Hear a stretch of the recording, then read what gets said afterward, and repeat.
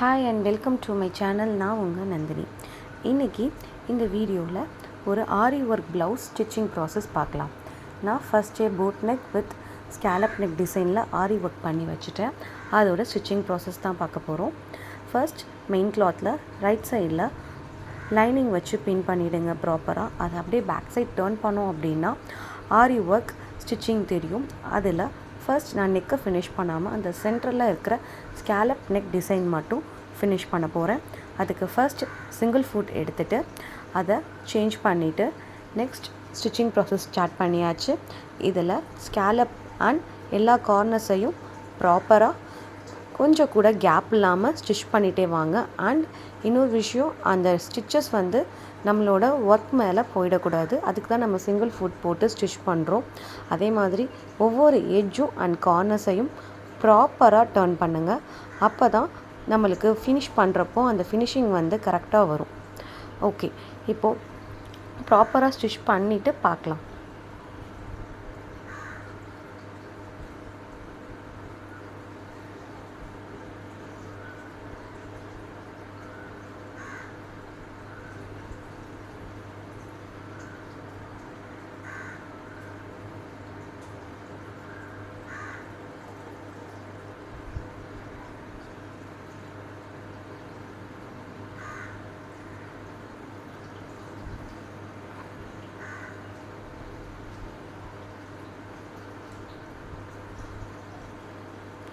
Okay, இப்போது நம்ம stitching process முடிஞ்சிச்சு. ரிவர்ஸ் ஸ்டிச் போட்டு ஸ்டாப் பண்ணியாச்சு. இப்போது இருக்கிற பின்ஸ் எல்லாமே ரிமூவ் பண்ணிடலாம். பேக் சைட் பார்த்திங்கன்னா அந்த சென்டர் போர்ஷன் மட்டும் நான் ஃபினிஷ் பண்ணிட்டேன். இப்போது அந்த சென்டரில் அப்படியே சிசர்ஸ் வச்சு கட் பண்ணி அந்த ஒரு 1/4 இன்ச் விட்டு அந்த கிளாத்தை கட் பண்ணி எடுத்துடலாம். என்ன ஷேப்புக்கு ஸ்டிச் பண்ணியிருக்கீங்களோ அந்த ஷேப்புக்கு கட் பண்ணி எடுத்ததுக்கப்புறம் கரெக்டாக எங்கெல்லாம் கார்னர்ஸ் இருக்கோ, எங்கெல்லாம் ஸ்கேலப் டிசைன்ஸ் இருக்கோ ப்ராப்பராக நாச்சஸ் போட்டுக்கலாம். ஏன் இந்த நாச்சஸ் போடுறோம் அப்படின்னா அப்போ தான் ப்ராப்பராக உங்களுக்கு டர்ன் பண்ணி கொடுக்கும். இப்போது ஃபுல்லாக நாச்சஸ் போட்டதுக்கப்புறம் லைனிங்கை அப்படியே பேக் சைடு விட்டு திருப்ப போகிறோம். அப்படியே ஆரி ஒர்க் ப்ளவுஸோட அப்படியே ராங் சைடு நம்ம விட்டுட்டு ப்ராப்பராக அந்த ஸ்கேலப் எல்லாத்தையும் எடுத்து விட போகிறோம். எடுத்து விட்டதுக்கப்புறம் டிசைன் எப்படி வருதுன்னு பார்க்கலாம். ஓகே, ப்ராப்பராக எடுத்து விட்டாச்சு. இப்போது ஃபைனல் லுக் இப்படி தான் இருக்க போகுது. அகெயின் இப்போது மெயின் கிளாத் அண்ட் லைனிங்குக்கு அட்டாச் பண்ணுறதுக்காக ஒரு ஹோல்டிங் ஸ்டிச் போட போகிறோம். ப்ராப்பராக பின் பண்ணிவிட்டு நான் அப்படியே சுற்றி ஒரு ஹோல்டிங் ஸ்டிச் போட்டுகிட்டே வரேன். அது முடித்ததுக்கப்புறம் எக்ஸஸ் எல்லாமே நம்ம கட் பண்ணி எடுக்க போகிறோம். சரி, ஹோல்டிங் ஸ்டிச் போட்டுட்டு எப்படி இருக்குன்னு பார்க்கலாம்.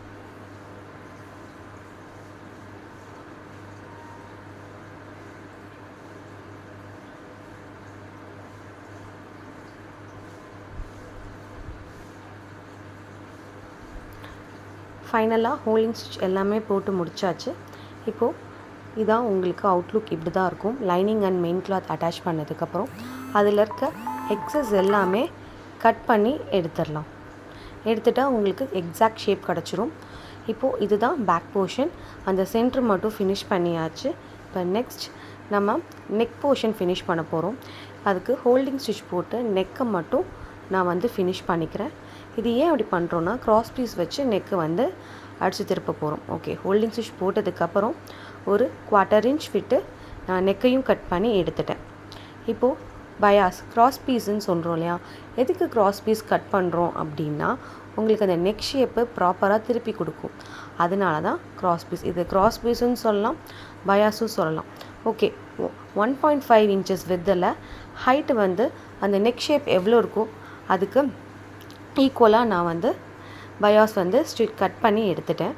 பயாஸ் க்ராஸாக நம்ம ஃபேப்ரிக்கோட க்ராஸாக நம்ம லைன் இப்போ நான் மார்க் பண்ணுற மாதிரி மார்க் பண்ணோன்னா பயாஸ் பீஸ் கரெக்டாக வந்துடும். பயாஸ் நல்லா ஸ்ட்ரெச்சபிளாக ஆகும். இப்போ நான் இழுக்கிறேன் பார்த்தீங்களா, இந்த மாதிரி. ஓகே, அந்த 1.5 இன்ச்சஸை ஹாஃபாக ஃபோல்ட் பண்ணிக்கிறோம். ஃபோல்ட் பண்ணிவிட்டு ப்ராப்பராக ஒரு 1/4 இன்ச்சில் அந்த ஸ்டிச்சஸ் மேலே படாத மாதிரி ஸ்டிச் பண்ணிகிட்டே வரணும். ஆரி ஒர்க் போட்டிருக்கோம் இல்லையா, அதில் படாத மாதிரி. இப்போ நான் ஸ்டிச் பண்ணுற ப்ராசஸை அப்படியே கன்டினியூ பண்ணணும். லாஸ்ட்லேருந்து இந்த எண்டு வரைக்கும் நான் அப்படியே சேம் அதே அளவில் ஸ்டிச் பண்ணிகிட்டே வரேன்.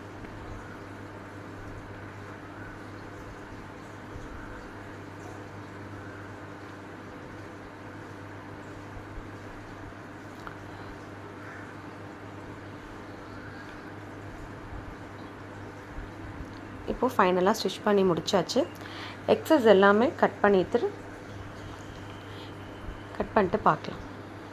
ஓகே, எக்ஸஸ் எல்லாம் கட் பண்ணதுக்கப்புறம் அந்த பயாஸ் பீஸ் கொடுத்துருக்கோம் இல்லையா, அது மேலே ஒரு டாப் ஸ்டிச், கிளாத் மேலே போடக்கூடாது, பயாஸ் மேலே இந்த க்ராஸ் பீஸ் மேலே ஒரு டாப் ஸ்டிச் போடுறோம். இந்த டாப் ஸ்டிச் ஏன் போடுறோம் அப்படின்னா, அப்போ தான் இந்த பேக் சைடில் நம்ம வந்து திருப்புறத்துக்கு யூஸ்ஃபுல்லாக இருக்கும். இன்னொன்று நம்ம கரெக்டாக ஃபினிஷிங்காகவும் இருக்கும். ஓகே, அந்த பயாஸ் மேலே டாப் ஸ்டிச் போட்டோம் இல்லையா, அந்த டாப் ஸ்டிச் கம்ப்ளீட்டாக பேக் சைட் வர மாதிரி மடித்து கொடுத்துக்கணும்.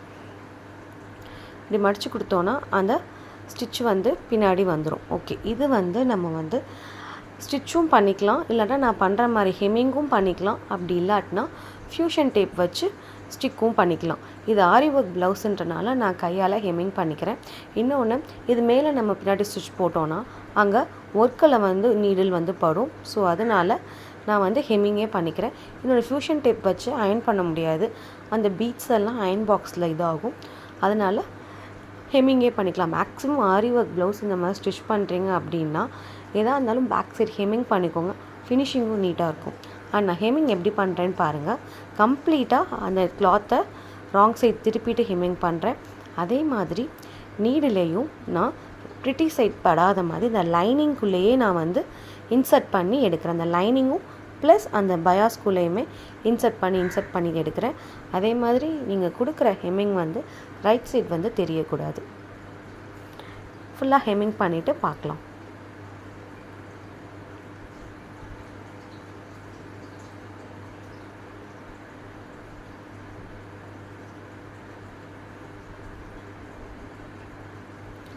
ஃபைனலாக ஹெம்மிங் பண்ணி முடிச்சுட்டு கரெக்டாக எண்ட் நாட் எல்லாமே போட்டுட்டு முடிச்சிடுங்க. இதுதான் ஹெம்மிங் பண்ணுறதுக்கான ப்ரொசீஜர். ஓகே, ஃபைனலாக ஹெம்மிங் பண்ணி முடிச்சதுக்கப்புறம் இப்படி தான் இருக்க போகுது. அண்ட் நம்ம என்ன பண்ண போகிறோன்னா, அந்த ஸ்கேலப் டிசைனில் அந்த கார்னர்ஸில் நம்ம வந்து ஹேங்கிங்ஸ் கொடுக்க போகிறோம். அந்த ஹேங்கிங்ஸ் எப்படி பண்ணலான்னு பார்க்கலாம். அதுக்கு முன்னாடி கீழே இருக்கிற ரா எட்ஜஸை வந்து ஒரு ஸ்ட்ரிப் வச்சு ஃபினிஷ் பண்ணி திருப்பி எடுத்துக்கலாம்.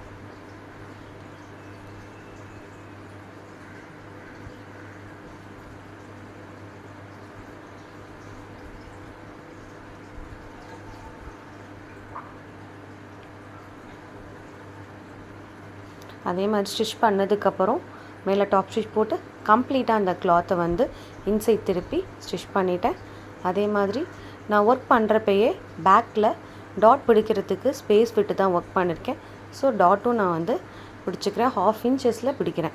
ஸோ டபுள் ஸ்டிச் போட்டு டாட்டை வந்து பிடிச்சிக்கோங்க, இல்லாட்டினா வந்து பிரிஞ்சுட்டே வந்துடும். ஸோ 2 சைடுமே டாட் வந்து கம்ப்ளீட் பண்ணியாச்சு.